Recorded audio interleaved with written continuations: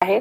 April महिना मार्च महिन्याचं budget सादरीकरण झाल्यानंतर साधारणपणे एप्रिल महिन्यामध्ये नवीन आर्थिक वर्षाला सुरुवात करत असताना एक 5-10 दिवसांचा विलंब होत असतो, पण हा रुटीन असतो, हा दरवर्षी होत असतो। त्याच्यामध्ये कारण ते जे ट्रान्झिशन असतं ते त्या निमित्ताने म्हणजे नवीन वर्षाच्या ह्याच्यामध्ये होत असतं, त्यामुळे ते प्रत्येक जो विभाग असतो त्याच्यामध्ये हा मार्च ते एप्रिल जो असतो, मार्च एंडिंग आणि एप्रिल महिना नवीन आर्थिक वर्ष, तर याच्यामध्ये जो काही एक थोडा ग्लिच असतो 10-15 दिवसाचा, हा रुटीन असतो।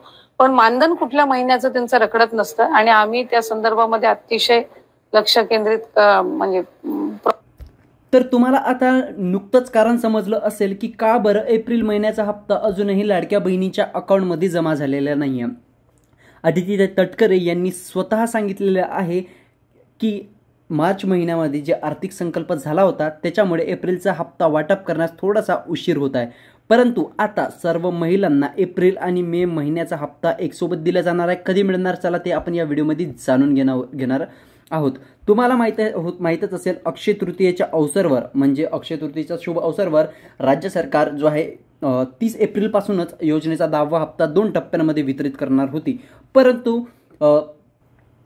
1 मेच्या दिवशी जे आहे महाराष्ट्र दिवस असतो आणि त्या दिवसाला जे आहे संपूर्ण बँका बंद असतात, नॅशनल हॉलिडे असतो महाराष्ट्रामध्ये, तर त्यामुळे ज्या बँका बंद असतात आणि बँका बंद असल्यामुळे जो आहे 10वा हप्ता वाटप केला जाऊ शकला नाही। परंतु याच कालावधीमध्ये काय झालं की जे राज्याचे उपमुख्यमंत्री आणि वित्तमंत्री अजितदादा पवारजी यांनी 3939 कोटी रुपयाचा निधी महिला व बाल विकास विभागाला जाहीर केला आणि त्यानुसार आता 10वी किस्त 3 मे पासून ते 10 मेच्या दरम्यान 2 टप्प्यांमध्ये वाटप केल्या जाऊ शकते। आता वाटप करण्याचं मुख्य कारण तर आदिती तटकरे यांनी सांगितलेलंच आहे, परंतु जर महिला या पात्रतांना पूर्ण नाही करणार तर त्यांना मात्र योजनेचा 10वा आणि 11वा हप्ता मिळणार नाही।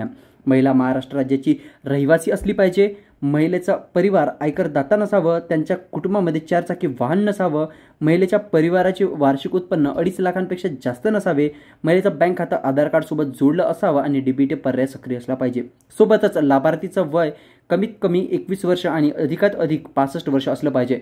या संपूर्ण पात्रता महिलांना पूर्ण करणं गरजेचं आहे, तेव्हाच त्यांना योजनेचा 10वा सोबतच 11वा हप्ता सुद्धा मिळेल, हे गोष्ट लक्षात असू द्या।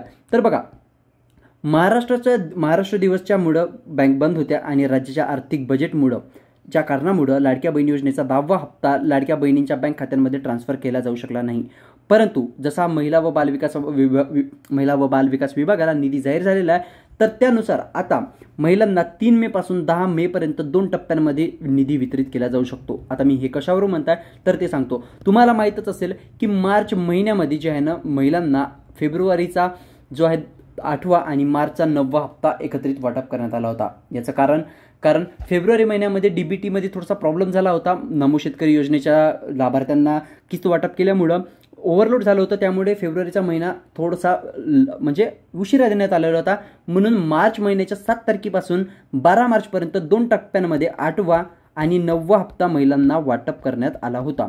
तसंच आता या महिन्यामध्ये सुद्धा होणार आहे। एप्रिलचा 10वा हप्ता आणि मे महिन्याचा 11वा हप्ता हा महिलांना एकत्रितपणे वाटप केला जाईल। तर हा वाटप होईल कमीत कमी होऊ शकते 3 मे पासून सुद्धा होऊ शकतो, परंतु 10 मेच्या आधीच तुम्हाला हे दोन्ही हप्ते तुमच्या बँक खात्यांमध्ये वितरित केला जाईल, कारण हे 2 चरणांमध्ये म्हणजे 2 टप्प्यांमध्ये केला जाईल, म्हणून थोडासा वेळ सुद्धा लागू शकतो। पण मे महिन्यामध्ये मात्र तुम्हाला योजनेचे 2 हप्ते एकसोबत मिळतील। परंतु खूप साऱ्या अशा महिला आहेत की ज्यांना मार्च महिन्याचे सुद्धा हप्ते नव्हते मिळाले, त्यांना 8वा आणि 9वा हप्ता सुद्धा नव्हता मिळाला, तर या महिलांना आता होऊ शकतं की फेब्रुवारी, मार्च, एप्रिल आणि मे असे 4 हप्ते एकसाथ दिले जाईल, ज्यामध्ये महिलांना 6,000 रुपये मिळू शकते। परंतु हे अधिकारी घोषणा नाही आहे, हे संभवतः असं होऊ शकतं, कारण खूप साऱ्या महिलांना जे जुने हप्ते नव्हते मिळाले ते सुद्धा हप्ता मिळणं चालू आहे।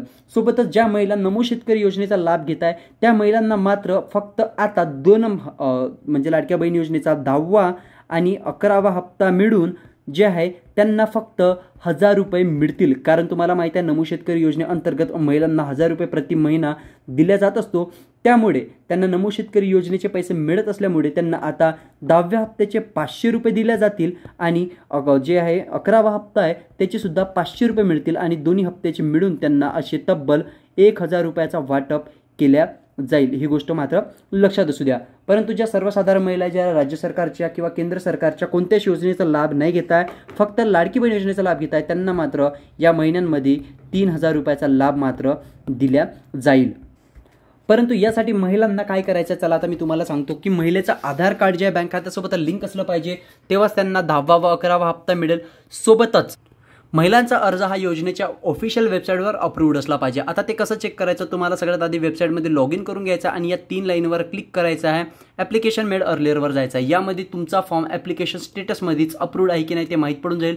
सोबतच महिला आता याच पेजवरून जे आहे त्यांच्या किस्तीचं स्टेटससुद्धा चेक करू शकतात. त्यांना फक्त ॲक्शन्सवाल्या ऑप्शनमध्ये इथे रुपयाचा असा एक सिम्बल दिसत असेल, लोगो दिसत असेल, यावर तुम्हाला क्लिक करायचं आहे. यामध्ये तुम्हाला एप्रिलचा महिना मिळाला की नाही, मार्चचा महिना मिळाला की नाही ते सगळं माहीत पडून जाईल.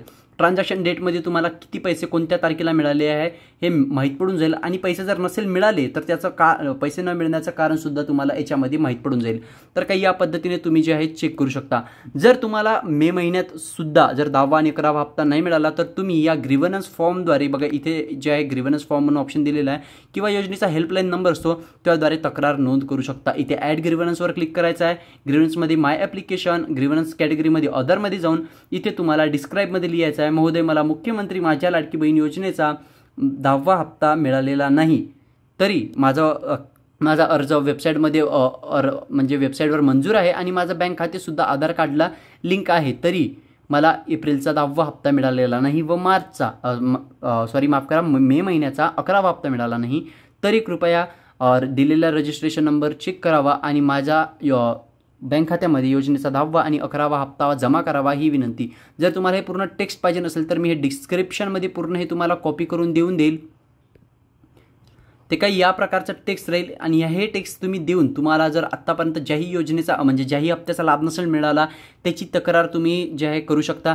जसं मी तर एप्रिलचा 10वा हप्ता लिहिलेला आहे, तिथं फक्त तुम्हाला चेंजेस करावं लागेल. तुम्हाला जर समजून घ्या मार्चचा हप्ता नसाल मिळाला तर तुम्ही मार्चचा 8वा 9वा हप्ता लिहू शकता किंवा फेब्रुवारीचा 8वा हप्ता लिहू शकता, जानेवारीचा 7वा हप्ता, असं तुम्ही फक्त इथे जे आहे चेंजेस करून जे आहे तुमचा तक्रार नोंद करून तुमचा जो हप्ता जो तुम्हाला मिळालेला नाही आहे तो तुम्ही त्याचा वापस म्हणजे तुमच्या बँक खात्यांमध्ये जमा करून घेऊ शकता.